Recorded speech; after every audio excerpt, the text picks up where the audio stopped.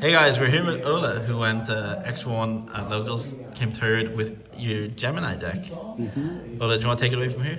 Yeah, I came third with Gemini there. Lost to the Vayu won it all. Beat the Vayu Blackwing, and also beat Hero B-ish. I'm not sure, but something Yeah, it was Hero like B. it was like the Dino Hero deck. Yeah. Yeah. Just played Gemini, like the level 4 variant. The deck's really fun. I really enjoyed like the interactions with the cards, and I'll just show it there. Yeah. So, two Gemini Soldier. The main thing with Geminis is you have to normal them twice, basically, which Yeah. makes them bad, but they get cool effects because they're bad. Yeah. So, Gemini Soldier, when it's double summoned, any battle it has, whether it's the attacker or receiving the attack, the first time it will be destroyed out, it's not destroyed, and it will summon a level 4 from deck on the battle. So, hardens all the deck, gets all the cards, like, it's just the deck. Yeah. Summon stuff in damage as well. It summons stuff in damage set, so it does play around avoid like bottomless. bottomless, exactly. Yeah, it gets around bottomless, and it's like really annoying for like some decks to out, but Yeah. it's just a hardened soul. 3 Valkyria, it's probably the most important level 4. Like has the most pressure because its Gemini's effect is when it's summoned, it can target a monster and pop it, right? So you can like pop Rykos without flipping them, pop bigger monsters than her. The opponent kind of can't just leave her like waiting there because you get to normal and then pop a monster. So like, it's definitely the most dangerous and probably the most important level 4. Played 2 Toon Magician. It's just the fact that it becomes a tuner. Like, it's not the craziest effect in the world, but I like the level 4 count. Level 4 count's kind of important so that like Soldier can actually summon from deck, because you do run out, like against the like good decks that have like better grind games than you actually need like a number of cards. So like 2 Toon Magician is cool. It's actually 18, which is like fairly big. All the 4s are like fairly big for level 4s. You just summon it when you're ahead enough to feel like you can make a Stardust. Yeah. 2 Chev. Chev's 19, which is like really cool premium stat line. Yeah. Cool thing with Chev is when it's Gemini summon, it can send an equip to pop a card. So unfortunately, it has a requirement which Valk doesn't. Valk just gets to pop a monster, but like Chev requires you have an equip available. But the cool thing is it can also pop back row. It doesn't have to just pop monsters. But 1900 is already good enough justification for it. So that's all the level 4 Gemini monsters along with Soldier, so all I can summon. I'm playing the 1 Gemini summoner, and actually I forgot about Crusader. So they're both level 4. Crusader is actually a Gemini. The Gemini effect is it can give a spell counter back to a spell counter monster. So I give a spell counter back to Valkyria, and it gains attack. And Valkyria can pop again, even though it's only once while face up on the field. It basically turns it into a once per turn card. It's like, in theory, it's basically win more, but it's already 1900, which is fairly nice. And you do get into a game state where if they're not dealing with Valkyria, you can just take over the game because you just pop and then attack over. Yeah. I'm on the 1 summoner because when you run 2 free monsters, like the pressure of your opponent like attacking through and then you don't get to do soldier plays later in the game is a bit scary. So like the 1500 that can't die by battle is like nice to stabilize a little. Yeah. I'm really iffy on the card. Like I'd like to play more if it was better, but I don't even know if you should play the 1, to be perfectly honest. Yeah. The 1 Knight of the Red Lotus, it's really cool. I really like it. So basically, you can summon it, normal summon it like a level 6. It's not like Chaos Sorcerer, but you can also banish 2 Geminis if there's 3 in your grave to special itself. It's normal monsters, but Geminis are normal until you Gemini summon them. Knight's cool in that it once per turn brings back a tool. So like it's your boss, even though it's very small. It's 21, but the pressure of just bringing back a Valk, you can Gemini summon it straight away because you didn't use your normal to summon this, and then pop a card. It's like fairly annoying. It wasn't doing too much today, but it's always been a scary card for the others on the other days. So that's all the monsters there. So for the spells, on the 3 supervise, 3 spark, like outside of the monsters, like these are the deck, right? Like normal summoning twice, it's not easy or fun. Not too viable. It's easy to do. So supervise, equips to Gemini, gives its effect straight away as if it's a normal effect monster. So basically Soldier and Valk get no downside, and when it's sent to the field to grave while equipped, you get to bring it back from grave, which is great. Sometimes synchro with a tune that's supervised, bring back another name, you get to play a lot, it's super cool. And then the 3 spark, everybody knows Spark because Hero Beat, Spark's so good. You just get to use Spark on all your names. You just get to use Spark on everything. Get to play really aggro, like just spark into a dimensional, spark into a bottomless. You just get to play really ignorant with the card. Number 1, Rhoda, because this searches both Cavalier and Soldier. Just consistency. And the one's Dragon's Mirror.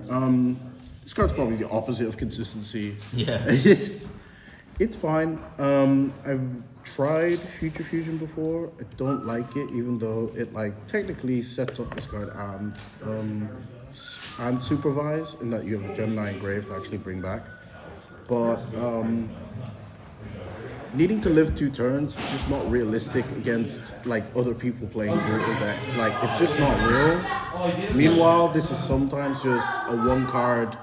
I'd love to say bomb, but like its target's very small. Raptidus is small, but like it's good. It's a power card. When you get it off and you just normal a Soldier that's already live, it's really good. Yeah, 23 and a supervised. Really enjoy it, yeah. So 3 Reinforced Truth, just more consistency, summons out Soldier, who's the hardest soul of the deck, so the card's basically the hardest soul of the deck. Just try to end phase flip it. Sometimes you get to flip in battle phase because of Ultimate Offering.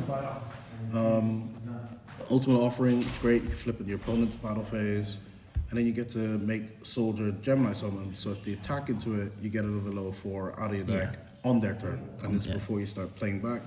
So these cards just get the engine going. And obviously, Offering has all the funny tricks where you can like chain link 1, chain link 2, you can like dodge MST, you can play around Bombless. Like, Offering's disgusting card. And like, need card like this when like your gameplay is normal summon me twice. Like, defensives, 2-dimensional prison, 2 Bombless Trap Hole, 2 compulsory. These are just great cards, like staples of the format. I was trying compulsory because the deck's naturally got a problem with Stardust. It deals with Valk, deals with Chev. Most of the guys are fairly small, even the Fusion's smaller than Stardust. And sometimes it's got a low utility, like bouncing our own guys back, triggering a supervise. It wasn't the best card ever today. I don't know what I'd like instead of it, but I think it's just got a lot of utility that I really like. Compulsory there. I got the Starlight Road and honestly the 2 Trapstones. These cards, like the way the Gemini cards want you to play, it's actually like it's fairly ignorant and aggressive, and you play into like a lot of kind of obvious stuff, like often, like you're just running into torrentials, running into mirror forces, right? So, because you want to attack every single turn to get Soldier off. So like you play these, hopefully get to counteract their torrentials, their various cards. And they're just great for the way the deck wants to play. If it was like a deck that was slower and like didn't need these, I wouldn't run them, but that's how the deck functions. And then Virtual Force, Does Shoot, Judgment, they're just staples of Edison, right? Judgment, I've definitely played without and with Judgment because it's kind of scary making Soldier attack into guys, and he's only 500, and like your Judgment, you're going down to 4K, but like it's just so strong. Like it's just I wouldn't try taking it out again. Like I've taken it out before, but it's just so strong, it's worth it. But yeah, that's 40 cards on the main deck. For extra deck, there's basically like 2 types of cards in the extra deck because this is not huge extra deck. It's like the cards that were summoned and the cards that weren't. Yeah. So this is probably a card you're not familiar with, so I should explain it better. Super Alloy Beast, Raptornus, 2 Gemini monsters, summon it, and you don't have the Gemini restriction anymore. All the Geminis you summon are effect monsters. Yeah. This is continuous effect. It is 2200, so like, it's not that big. Yeah. Monarchs are bigger than him, Stardust is bigger than him, but a great enabler. Summon it. I have the 1 Dragon's Mirror, like obviously there's 2 here, but just the 1 Dragon's Mirror, it's nice to summon sometimes. Obviously, Chimera Tech, Cyber Dragon, and this is probably the extra deck monster you see the most, just through Starlight Road. Like, we have 2 Magician, but this is not an extra deck focused theme, like, you just play the 3 Stardust, Starlight Road. Did summon these through actual synchro summoning. So this Brute Draco is Japanese, so I'll explain that. It's level 8, requires a tuner and a Gemini monster as material. You can discard a Gemini card to target a back row to pop it. Also, when it's destroyed, you get to bring back a Gemini with its effects. So it's a nice synchro when you got a lot of monsters, you don't know what's going to happen. You summon a Brute Draco, it gets destroyed, you get to float back, you know, it's nice A, DC utility. Brio and Goyo, they just solve problems. Soldier is a 2, and sometimes you're just low. You can't keep Soldier like on the board in attack or defense position. A lot of piercing in the format. So you just make a 6 with Tuned and Soldier. These 2 are great. Now these are just cards so that my extra deck is 15 cards. If there's anything, like Valkyria is a dark, so this is genuine, like we send cards sometimes. These cards kind of just exist. I don't really summon them ever. They just exist. This is for 15 cards. I could probably look through the extra deck options, but it's not that. You were into that serious. Now my side deck, I am not Edison expert by any means, or scientist or anything. So I do not have like tournament experience. So I just pick the side cards I think I will use. These are the monsters. Obviously DD Crow for like Fork and stuff. Kaiku for Vayu. Blackwings are big. Breaker because we have Crusader of Endymion, which can actually refill Breaker as well as well. If I think the card's useful in the matchup, I'll put it in. My body has a shield, Icarus attack, back row hate if the opponent's deck cares about back row more than I do. Smashing ground. Sometimes like the monsters are too big and you cannot stabilize a soldier. So you can't solve the problem, and sometimes you just need some help. So those are the spells I picked. As for the traps, Light Sworn,